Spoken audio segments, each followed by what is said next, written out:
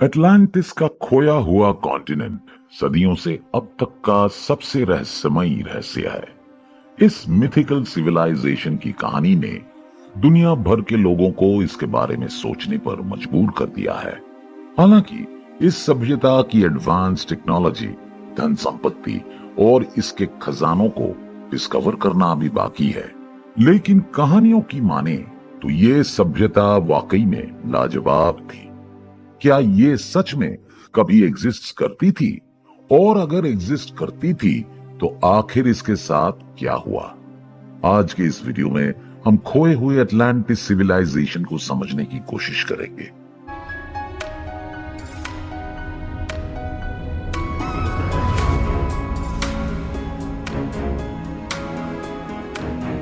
ये कोई कोइंसिडेंट नहीं है कि हम अटलांटिस की कहानियों को सुनकर इतना ज्यादा प्रभावित होते हैं, क्योंकि हमारी करंट जाति और सभ्यता अटलांटिस के समय से शुरू होती है। लेकिन इस रहस्यमय डूबे हुए आइलैंड की मिथ स्टोरी कहां से आई? अटलांटिस का एक सबसे ज्यादा फेमस मेंशन 360 ईसा पूर्व के आसपास ग्रीक फिलोसोफर प्लेटो के दो डायलॉग से आए हैं, क्राइटियस और टाइमेयस। प्लेटो ने हरे भरे जमीन पर मौजूद एक देश के बारे में काफी डिटेल्ड डिस्क्रिप्शन दिया और जिसे उन्होंने अटलांटिस कहा है। उन्होंने इसे एक बहुत बड़े आइलैंड के रूप में डिस्क्राइब किया है जो अटलांटिक महासागर में लोकेटेड था और करीब 10,000 ईसा पूर्व के आसपास डूब गया। इसके बारे में ये नॉलेज उन्हें सोलोन नाम के एक एथेलियन लॉ मेकर और फिलोसोफर से मिला था, जो 600 ईसा पूर्व में मिस्र के एक यात्रा पर था, जिसका मकसद एक महान सभ्यता के बारे में सीखना था जो करीब 9,000 ईसा पूर्व में एग्जिस्ट करता था। अटलांटिस के विषय ने प्लेटो को इसके बारे में और अधिक जानने के लिए काफी फैसिनेट किया। उन्होंने पाइथागोरस के स्टूडेंट्स के अलावा कई अन्य लोगों से इनके बारे में और ज्यादा जानने के लिए एंशिएंट माइथोलॉजिकल, हिस्टोरिकल और जियोलॉजिकल नॉलेज हासिल किया। वैसे दोस्तों, प्लेटो ने पाइथागोरस के स्टूडेंट से जानकारी ली थी, ना कि पाइथागोरस से, जिनके वजह से मैथ्स जैसे इंटरेस्टिंग और मुश्किल सब्जेक्ट में एक और टर्म पाइथागोरस इंट्रोड्यूस्ड हुआ। खैर, आगे बढ़ते हैं। प्लेटो ने हिस्ट्री को अच्छे से समझने के लिए काफी नॉलेज हासिल किया और जिसने उन्हें अटलांटिस जैसे सिविलाइजेशन को समझने में काफी मदद किया। जब वो अपने मृत्यु के करीब थे तब उन्होंने इसके बारे में लोगों को बताया ताकि खोई हुई सभ्यता का इतिहास प्रिजर्व रह सके। प्लेटो का अटलांटिस निश्चित रूप से एक बड़ा आइलैंड था, शायद वेस्टर्न यूरोप के साइज के बराबर। वैसे ये सुनकर आपको काफी हैरानी हुई होगी। उनके अनुसार ये नेचुरल रिसोर्सेज से भरा पड़ा था, खास करके मेटल्स। दोस्तों, अटलांटिस की राजधानी आइलैंड के साउथ कोस्ट पर लोकेटेड थी और एक विशाल नहर यानी कैनल के थ्रू समुंदर में जुड़ी थी। अटलांटिस शहर सर्कुलर शेप में था, जिसमें 3 रिंग लाइक स्ट्रक्चर थे जो खाई की वजह से एक दूसरे से बिल्कुल अलग थे। अंदर का गोलाकार हिस्सा 5 किलोमीटर के डायमीटर में फैला हुआ था। प्लेटो के शब्दों में कहें तो जितना धन संपत्ति अटलांटिस के लोगों के पास था, उतना उससे पहले किसी राजाओं और शासकों के पास नहीं था और इसकी संभावना भी नहीं है। प्लेटो का अटलांटिस के बारे में सबसे फेमस डायलॉग द क्राइटियस अनफॉर्चुनेटली अधूरा रह गया, लेकिन उनके दूसरे डायलॉग द लॉज, इससे हमने ये पाया कि अटलांटिस एक ही दिन में डिस्ट्रॉयड हो गया था। एक दिन और एक रात में ही इतने बड़े पैमाने में नेचुरल रिसोर्सेज वाला शहर एक प्रलय के दौरान खत्म हो गया। इस पतन के बाद एक लंबा डार्क एज यानी कि अंधकार युग आया, जहां सभी आर्ट्स और साइंसेस हमेशा हमेशा के लिए समाप्त हो गए। लेकिन क्या हम अटलांटिस के बारे में प्लेटो के इस विवरण पर भरोसा कर सकते हैं? और क्या हम जानते हैं कि पृथ्वी की सतह कैसी थी और मुख्य रूप से 12,000 साल पहले जब एटलांटिस का एग्जिस्टेंस बताया जाता है तो अफ्रीका का नॉर्थ वेस्ट कोस्ट का हिस्सा ऐसे ही दिखता था। निश्चित रूप से प्लेटो का विवरण एटलांटिस के अस्तित्व के बारे में इंटरेस्टिंग जानकारी देता है। हालांकि ये अभी भी हमें इनफ डेटा नहीं दे रहा है कि एटलांटिस एग्जैक्टली कहां पर लोकेटेड था। दोस्तों, अधिक जानकारी के लिए हमें जियोलॉजी के साथ साथ ओशियनोग्राफी को समझने की जरूरत है और दुनिया के ओशन के इवोल्यूशन के बारे में स्टडी करने की भी जरूरत है। दोस्तों, थियोराइज्ड किया गया है कि एटलांटिस एक वोल्केनिक कंटिनेंट था जो मिड अटलांटिक रीजन में लोकेटेड था। ये यूरोप, अफ्रीका और नॉर्थ अमेरिका से टेम्पोररी लैंड ब्रिजेस से जुड़ा हुआ था।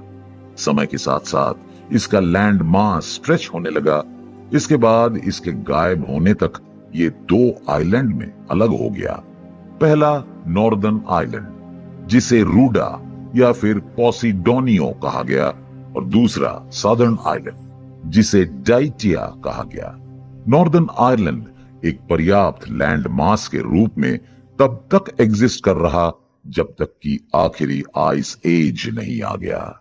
उसके बाद बड़े पैमाने में टेक्टोनिक मूवमेंट और सी लेवल में राइज देखने को मिला, जिसके चलते ये पानी में डूब गया। ऐसा माना जाता है कि एज़ोरस और मडीरा अटलांटिक कॉन्टिनेंट के कुछ आखिरी हिस्से आज भी पानी के ऊपर है। अगर हम नीचे के हिस्से यानी कि बॉटम को देखने के लिए समुंदर के पानी को निकाल दे तो मिड अटलांटिक रिज एक कंटिन्यूअस माउंटेन रेंज के रूप में दिखेगा, जो लंबाई में अमेरिका के एंडेस और रॉकीज के समान और ऊंचाई में हिमालय के समान होगा। दोस्तों, क्या एटलांटिस सच में वहां लोकेटेड था? अभी भी ये एक बड़ा मुद्दा है। मिडिल आइस एज के दौरान कई प्राचीन टेक्स्ट्स प्लेटो के एटलांटिस सिंक इनटू ओब्लिवियन के सहित हैं। इसका तब तक रिवाइवल नहीं हुआ था जब तक कि लोगों ने पीछे मुड़कर देखना शुरू नहीं किया और नॉलेज को रीडिस्कवर नहीं किया, जिनका इस संकन आइलैंड में इंटरेस्ट था। करीब 500 सालों से कई थ्योरीज इस कॉन्टिनेंट के बारे में सामने आई हैं जो अटलांटिक महासागर में खो गया था। लेकिन क्या वे उस कहानी से मैच करती हैं जो प्लेटो द्वारा बोला गया था, या फिर वे खुद में ही छिप गई? और क्या हमें पता है कि एटलांटिस के लोग सच में वहां थे? कैसे उनकी सिविलाइजेशन बनी? क्या एटलांटिस के ओरिजिन में एलियंस शामिल थे? ऐसे कई सवाल है जो लोगों के दिमाग में चलते रहते हैं और वे अपना अपना अनुमान लगाते हैं। एटलांटिस के ओरिजिन को लेकर काफी इंटरेस्टिंग और रोचक बातें सामने आती रहती हैं। ऐसे ही एक इंटरेस्टिंग थ्योरी कॉस्मिक ओरिजिन के नाम की एक किताब से मिलती है, जिसमें बताया गया है कि एटलांटिस को ह्यूमनॉइड बीइंग्स द्वारा बनाया गया था। ह्यूमनॉइड बीइंग्स उसे कहते हैं जो मनुष्य नहीं होते लेकिन उनके जैसे दिखते हैं, जो 5th डायमेंशन में थे। वे स्पिरिचुअल और मटेरियल दुनिया को मैनेज करने में सक्षम थे और जिनके चलते एटलांटिस जैसे हाई टेक्नोलॉजी वाला सिविलाइजेशन पॉसिबल हो पाया। दोस्तों, एटलांटिस का आखिरी तीसरा काल वो समय है जब मिस्र सभ्यता के हाई लेवल पर पहुंच गया था और पिरामिड के साथ साथ स्फिंक्स जैसे मॉन्यूमेंट बन गए थे। लेकिन चलिए अब दूसरी कहानी देखते हैं, जिसमें पृथ्वी पर अपना कंट्रोल बनाने के लिए एलियन बीइंग्स लड़ रहे थे। एटलांटियन सिविलाइजेशन की इस विवरण को मैटियस डी स्टीफानो द्वारा दिया गया था। इसके अनुसार एक इंडिगो बच्चा जिसे एटलांटियन कॉलोनी में बिताया, उनको अपनी पिछली जिंदगी के बारे में पता था। मैटियस का कहना है कि एटलांटिस को 16,000 ईसा पूर्व में एजियर द्वारा बनाया गया था, जो अलौकिक जायंट्स की एक जाति थी जिसे एननाकी भी कहा जाता है। एजियर कीमती मेटल्स की खुदाई के सिलसिले में पृथ्वी पर आए थे और मिडिल ईस्ट में बस गए थे, जहां उन्होंने पृथ्वी पर अच्छे से जिंदगी को जीने और खुद को इस ग्रह के अनुकूल करने के लिए पृथ्वी के लोगों के साथ डीएनए एक्सपेरिमेंट किया। एजियर और इंसान के संतान ही एटलांटियंस थे। उन्होंने इसी रास्ते को पृथ्वी पर रहने के लिए एकमात्र तरीके के रूप में चुना। समय के साथ एजियर दो ग्रुप में स्प्लिट हो गए, एक वो जो इंसानों को गुलाम के रूप में इस्तेमाल करते थे और दूसरे उन्हें पढ़ाते और गाइड करते थे।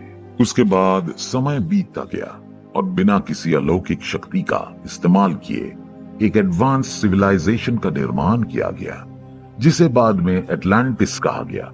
और यह बिल्कुल सर्कुलर शेप में था, जैसे कि प्लेटो ने डिस्क्राइब किया था। जब एटलांटियन एम्पायर अपने डेवलपमेंट के पीक पर था, तब यह आइलैंड में करीब 3 लाख लोगों का घर था। एटलांटियन की डेवलपमेंट के बारे में जितनी भी कहानियां और इंफॉर्मेशन है, सभी लगभग एक जैसी ही है। लेमुरिया के हिसाब से देखें तो एटलांटियन ने अपना डेवलपमेंट स्पिरिचुअलिटी से शुरू किया था। हजारों सालों से वे स्पिरिचुअलिटी को फॉलो करते आए और उनके अंदर की शक्ति भी बढ़ती गई। इतना ही नहीं, समय के साथ साथ वे टेक्नोलॉजी में भी कामयाबी पाने लगे और इसने उनके अंदर और बाहर दोनों को बैलेंस करने में मदद किया। एक पॉइंट पर जाकर उनमें डिवीजन हुआ और एटलांटियन की एक हिस्से के लोगों ने पूरे प्लेनेट पर डोमिनेट करना शुरू कर दिया। उन्होंने टेक्नोलॉजी का दुरुपयोग करना शुरू कर दिया। इतना ही नहीं, उन्होंने जो तकनीक बनाई वही प्रलय का कारण बनी। कुछ का मानना है कि यही पतन का वो क्षण था और जिसके बाद मानवता अपनी अधिकतर एनर्जी के साथ साथ एबिलिटी को भी खोती गई और पीरियड ऑफ डार्कनेस यानी कि अंधकार की अवधि में एंटर कर गई। इसे आप डार्क एज भी कह सकते हैं, जिसका हमने शुरू में जिक्र किया था। दोस्तों, समय बीतता गया और एक लंबी अवधि के दौरान एटलांटिस मूल रूप से फला फूला और इसकी शुरुआत से एटलांटिस लेमुरिया के सिद्धांत यानी कि प्रिंसिपल के साथ समान रूप से था, जिसने चीजों को लाइट के सेलेस्टियल ऑर्डर के अनुसार गवर्न किया। ऑस्ट्रियन तांत्रिक रुडोल्फ स्टाइनर के अनुसार एटलांटिस के लोग पहले ऐसे ह्यूमन बीइंग थे जिन्हें यह पता था कि लाइफ फोर्स को फोर्स में कैसे कन्वर्ट किया जाता है, जो टेक्नोलॉजिकल उद्देश्य के लिए अप्लाई किया जा सकता था। प्राचीन काल में लाइफ फोर्स को प्राणा या मणा के रूप में जाना जाता था। उनका यह भी मानना था कि लाइफ फोर्स का कंट्रोल एटलांटियन को ऑलमोस्ट सुपर ह्यूमन पावर देता था, जिसके चलते ये समय को कंट्रोल, मैटर को मैनिपुलेट और ग्रेविटी को रिवर्स करने में सक्षम थे। वेल दोस्तों, इस वीडियो में हमने एटलांटिस के क्रिएशन के बारे में कई थ्योरीज को देखा, इसके लोगों और इसके टेक्नोलॉजी के बारे में भी समझा। लेकिन इसके समाप्ति के पीछे का कारण क्या है? क्या वाकई में इसके पीछे का कारण प्राकृतिक प्रलय है या फिर एटलांटिस के लोग खुद अपने समाप्ति का कारण बने? वेल, दिए गए सभी थियरीज ने अपने अपने हिसाब से चीजों को सामने रखा, लेकिन फिर भी इसकी असली वजह एक मिस्ट्री है। वैसे इस शहर के बारे में आपका क्या कहना है? कमेंट बॉक्स में जरूर बताएं।